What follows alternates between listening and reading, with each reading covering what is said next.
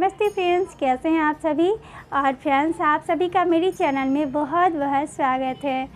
तो फ्रेंड्स, आज की वीडियो में हम जानेंगे छठ पूजा नहा खाई के विधि के बारे में। तो फ्रेंड्स, छठ पूजा 4 दिनों का व्रत होता है और ये नहा खाई से शुरू हो जाता है। तो देखिए फ्रेंड्स, कोई और व्रत होता है तो हम लोग अपने तरीके से भी ऊपर नीचे करके मैनेज कर लेते हैं, लेकिन छठ पूजा एक ऐसा महापर्व है जिसमें हम लोग छोटी छोटी गलतियां करने से भी डरते हैं। तो नहा खाई के दिन हमें किन किन बातों का ध्यान रखना चाहिए। तो फ्रेंड्स, नहा खाई के दिन आप सोकर उठे तो सबसे पहले तो आपको अपने घर की अच्छे से साफ़ सफाई करनी है। और सबसे पहली बात कि हम सभी की आदत होती है कि जब हम लोग सोकर उठते हैं तो सबसे पहले पानी पी लेते हैं या चाय पीते हैं। तो आपको ध्यान रखना है कि नहा खाए वाले दिन जब आप सोकर उठेंगे तो आप पानी ना पिए ना ही चाय पिए, क्योंकि नहा खाए इसीलिए बोला जाता है कि हम नहाने के बाद भी कुछ खा पी सकते हैं। तो नहाने के बाद ही आपको खाना पीना है, चाहे आप 10 बजे नहाएं या 5 बजे सुबह ही नहा लें या आप 12 बजे नहाएं, लेकिन आपको नहाने के बाद ही खाना पीना है।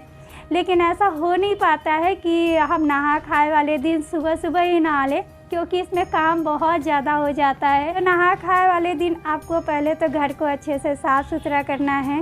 उसके बाद जो है आप जिसमें खाना बनाएंगे उस बर्तन को आप अच्छे से साफ़ कर ले। पहली बात, अगर आपके घर में नॉनवेज बनता है तो आप उस चूल्हे पे खाना नहीं बनाएंगे, उस बर्तन में भी खाना नहीं बनाएंगे। इस बात का विशेष ध्यान रखिएगा, क्योंकि छठ पूजा में जिस बर्तन में आप खाना बनाएंगे उसमें अगर आप नॉनवेज बनाते हैं चूल्हे पे या बर्तन में, तो उस बर्तन पे आप अपने लिए खाना नहीं बनाएंगे। आप अलग से या तो छोटा सा चूल्हा ले लें या आप लकड़ी, अगर व्यवस्था हो लकड़ी जला सकते हैं तो लकड़ी के चूल्हे पे ही आप अपने लिए खाना बना लें या छोटा सा कोई गैस खरीद लें। लेकिन मीट मछली वाली जो बर्तन है या चूल्हा है उस पर खाना बिल्कुल ही बनाना वर्जित है। तो इस बात का आप लोग विशेष ध्यान रखिएगा। और अगर आपके यहाँ मीट मछली नहीं बनता है तो फिर आप जो बर्तन है उसको बहुत अच्छे से साफ़ सुथरा करके तभी बनाइएगा। वैसे तो हम लोग के यहाँ पीतल के बर्तन में ही वो दिन सारा खाना जो है पीतल के बर्तन में ही बनती है। तो अगर आपके यहाँ पीतल का बर्तन है तो आप अच्छा तो यही है कि आप भी पीतल के बर्तन में ही खाना बनाएं, और नहीं है तो कोई बात नहीं, परेशान नहीं होना है। जो भी बर्तन है उसको साफ़ सुथरा करके उसके बाद बनाएं, लेकिन हाँ, नॉनवेज वाला बर्तन में नहीं बनाना है। तो नहा खाए के दिन आपको नाखून काटने हैं, उसके बाद बाल धुल के नहाना है। और नहा खाए वाले दिन ही गेहूँ भी धुला जाता है, तो नहाने के बाद आपको उस दिन गेहूँ भी धुलना पड़ेगा, जो हम लोग प्रसाद बनाते हैं। तो नहा खाए के दिन ही गेहूँ धुला जाता है।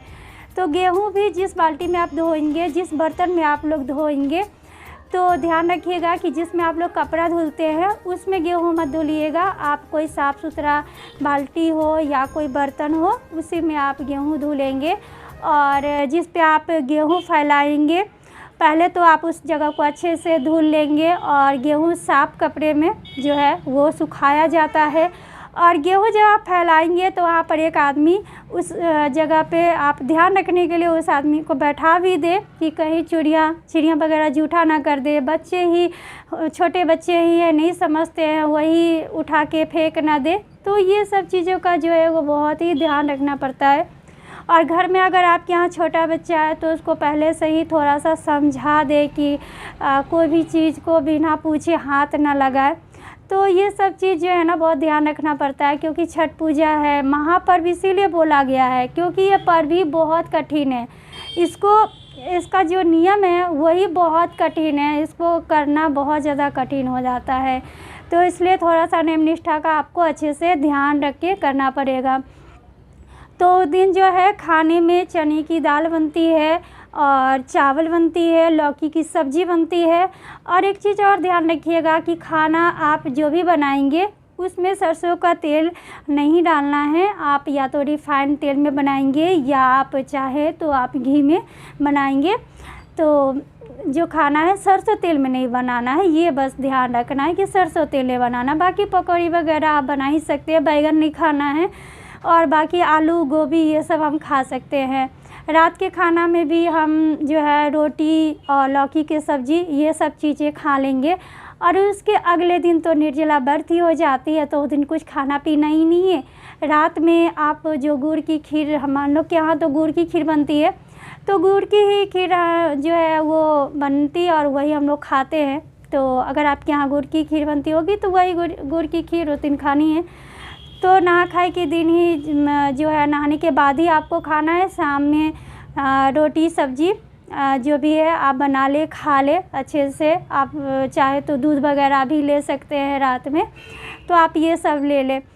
और अगले दिन जो है वो खरना है, तो खरना के दिन भी आप सुबह उठ के नहा धो ले अच्छे से, क्योंकि जब हम सुबह सो के उठते हैं, नहा धो लेते हैं और अपने घर में मंदिर में पूजा कर ले, पूजा के बाद ही हमारा जो व्रत है वो स्टार्ट होता है। तो इसलिए नहा खा के जो अगली दिन है खरना, उस दिन भी आप लोग सुबह उठ के नहा धो ले, उसके बाद मंदिर में पूजा कर ले। उसके बाद उस दिन भी बहुत सारे काम हो ही जाते हैं, तो वो सब होती रहेंगी। लेकिन नहा खाई के दिन आपको इन सब बातों का ध्यान रखना है, बहुत ही विशेष रूप से। अगर आप लोग छठ पूजा करते हैं तो ध्यान रखिएगा, क्योंकि हम लोग को जो है ना वो मम्मी दादी सब लोग बचपन में बहुत ही किसी चीज़ को हाथ नहीं लगाने देती थी। तो हम लोग भी जब करना स्टार्ट किए तो उसी तरीके से हम लोग को भी करते रहना होता है कि किसी बच्चे हाथ ना लगाए, जूठा ना कर दे, या बहुत सारे नियम का ध्यान रखना होता है। तो बस यही सब कुछ बातों का आपको ध्यान रखना है। तो आज की वीडियो यहीं तक थी, और खरना में क्या क्या होता है वो भी होगा तो हम बता देंगे। और हमारे यहाँ भी छठ पूजा होती है, कल भी मेरा भी नहा खाया है, तो उतना समय नहीं मिल पा रहा है कि आप लोगों के लिए हम वीडियो लेके आए। तो अगर टाइम मिलेगा तो हम नहा खाई की वीडियो आप लोगों के लिए लेके आएंगे, नहीं तो फिर हो सकता है तो छठ पूजा के बाद ही वीडियो आए। तो चलिए हम मिलेंगे फिर आप लोगों से नेक्स्ट वीडियो में। और ये वीडियो अगर आप लोगों को पसंद आई हो तो प्लीज़ इस वीडियो को लाइक कर दीजिएगा, और हो सके तो आप लोग अपने फ्रेंड में शेयर भी कर दीजिएगा, ताकि वो लोग भी जान सके। तो फिर मिलेंगे हम, तब तक के लिए आप सभी को, जो मेरी बहनें छठ पूजा करती हैं उन सभी को छठ पूजा की बहुत सारी शुभकामनाएँ।